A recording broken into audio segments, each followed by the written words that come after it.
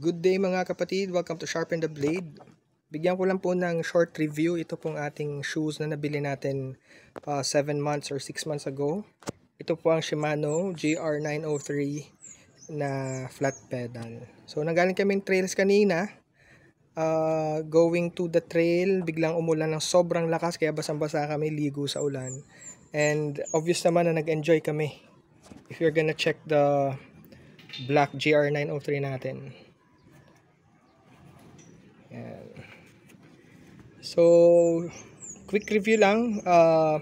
So far, it's the second time na nag-trail ako na nabasa. Fully wet talaga itong ating black na flat shoes. At good thing never pa siya or wala pa akong nakikitang signs of sole sep. No? Pero, sadly, nakakapagtaka itong GR903 natin na white. Ito yung may signs ng wear and tear kaysa dito sa black. No, madumi lang yan pero pag nalinis yan, mas okay pa. Dahil itong white ay hindi ko alam kung ibang material niya. Kasi tingnan nyo itong side na to. Yan, yung rubber, coating niya dito, rubber na tuklap siya. Ayan, tuklap po.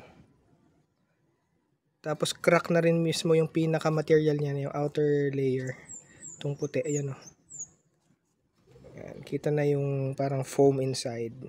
Itong black wala, pati yung isang side. May crack na rin to, itong rubber dito.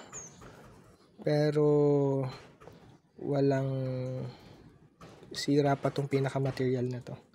May sole sep pa lang konti dito sa side na to, pero dyan kasi nagbe-bend eh. So, yeah.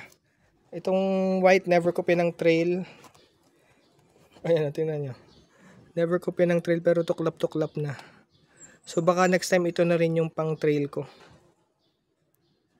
Para tuluyan ng masira. Pang casual ko lang to, kaya ako bumili. Kailangan ko ng white shoes na pang casual.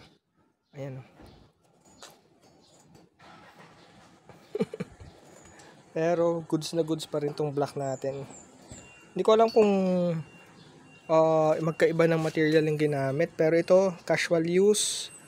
Pang office lang. Hindi na nag-crack-crack na siya.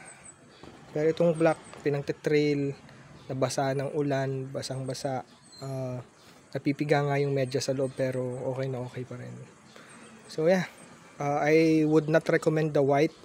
Itong black, bang for the buck naman, 510, lalo na yung free rider. Kasi full stitch yung sole niya, paikot, tapos usually suede yung may canvas din pero may suede din silang material compared dito sa faux or synthetic material.